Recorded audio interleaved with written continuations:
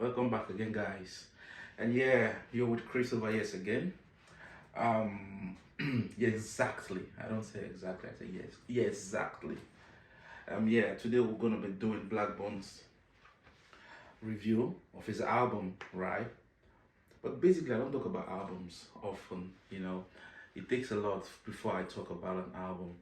But trust me, if you see me to talk about an album, it means like the album is way out of the element of a 5 star. So yeah, by the way, 5 star is an album that surpasses his expectation. So when Blackbone came out and announced this album, I was thinking it's one of those hypes. But man, dude is on fire. I really didn't know where he got his Messi or Ronaldo's boot from, but dude is on fire. And it just got me to think about Nigerian music industry. If an album like this is not on the top one you know Billboard chart for albums, like what else can make it? Like, does anything that makes it to the number one really worth it? And one fascinating thing about Black Bones, is he actually maintains his lane. He's preached about masculinity. He preaches being an alpha male. And in a world where everyone want to point to you as a misogynistic guy, or what if that means even anything, a guy who actually doesn't respect a lady, it takes a whole lot of ball to stand up for himself, to be on that path, musically and personality wise. I really want to make this guy to know if he actually act this way in real life. But yeah, let's go down to the business of the day. Reviewing one song from his album for the start. But yeah, I had to just give that little minutes to the album. The album is fire, go listen to it. The album is titled Young Preacher. And from the album cover, you can see he actually, have two girls with him. So, I mean, let's say this album, how many tracks? It has 14 tracks. And personally, my best song here is Ace Mama. I like Ace Mama from the melodic, representation to the dynamic on how he laid his flow.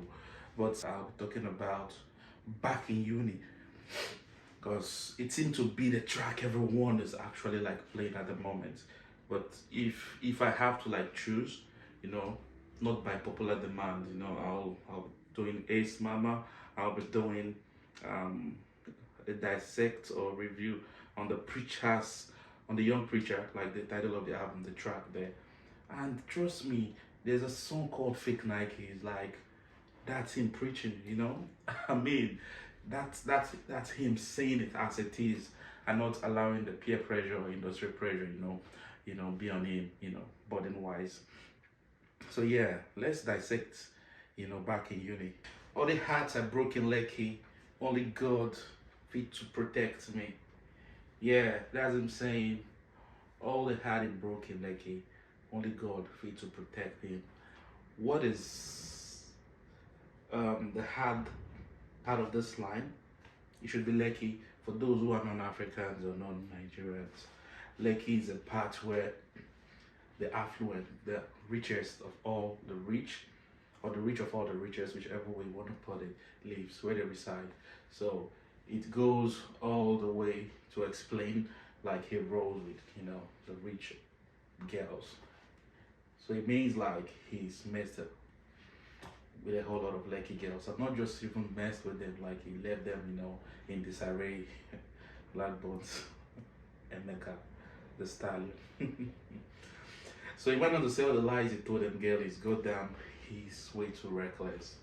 All the lies he told them girl is he's so reckless, like I mean, this contradicts what he said in one of his songs, where he was saying in the same album, like he tell them girls what they want to hear. I think it's in the previous one, where he was saying he doesn't lie to them. He just tell them as it is.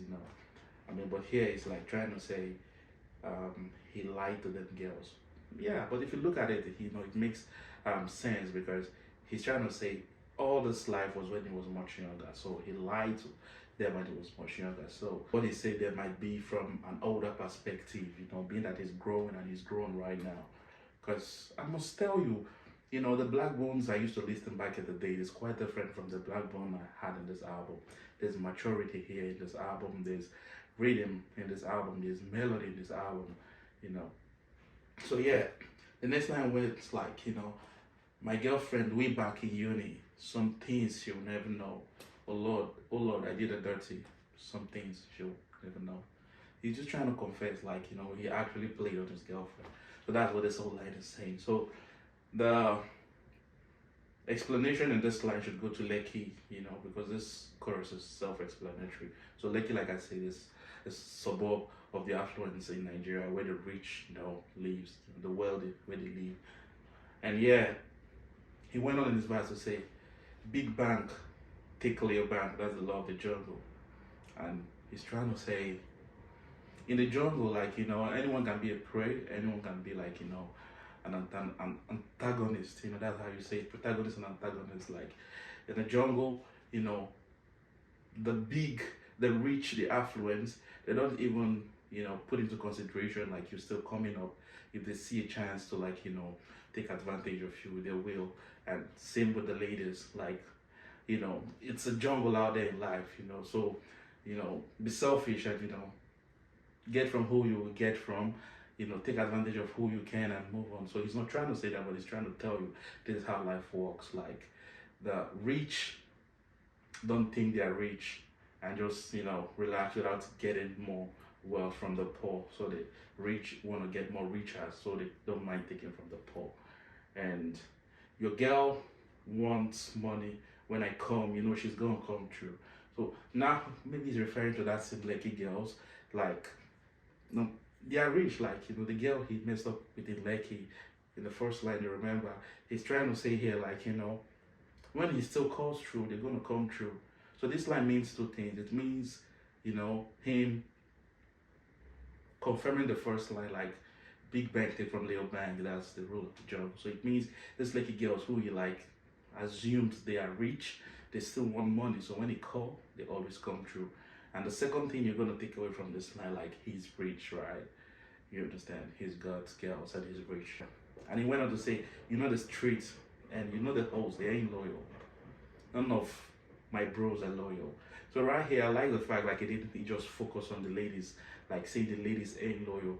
Like Chris Brown did in one of his songs back in the days where he said these hoes ain't loyal. Like, he was just focusing on the ladies. But what Blaqbone did here was like broaden it and say, both genders ain't loyal. So everyone is just trying to be selfish. Everyone is trying to like, go for their bag, go for their pleasure, go for what makes them feel comfortable, right? And he's still asking, who's the soulmate for you? In this generation, he means like it's difficult to find a soulmate, right? So even if you have a soulmate, how sure are you your soulmate is very, very faithful to you? I mean, that's what it's implying here. So yeah, the next line goes on to say, what's popping now? What's popping? That's a question to everyone out there listening to the song. And he's trying to like affirm, like he doesn't let his girls get into his medulla oblongata, medulla, one of the part of the brain, cerebrum, medulla, cerebellum, So he's trying to say he doesn't let them get into his medulla. He doesn't let them get into his fantasy. He doesn't like, big himself up just because he feels it's like moving with one beautiful top class girl. He went on to the next line to say, a man's been bad since his young age, since way back from university. He's been a player, he's been someone who doesn't like, give a high hierarchy to how he sees ladies. He sees ladies as human, as as as a normal, as I don't know how to put it here. So yeah, but just help me. He sees ladies the way he sees ladies. Yeah, they say his gospel sounds secular. I mean, secular, we know what secular means. Secular is when someone, is going outside of a religious belief. Religion has to be dogmatic. And when you're singing or acting or doing something outside the four walls of the dogmatic faith of any religion, it seems or it's tends to say you're going secular. So he's trying to say this album, he's trying to say it's secular. He's not even, he's not even preaching. I mean, to me personally, I think this album is a sermon in itself, because there's a truth factor in it, you know. He said it all as it is. There's no need to, like, you know, paint it black or blue for you.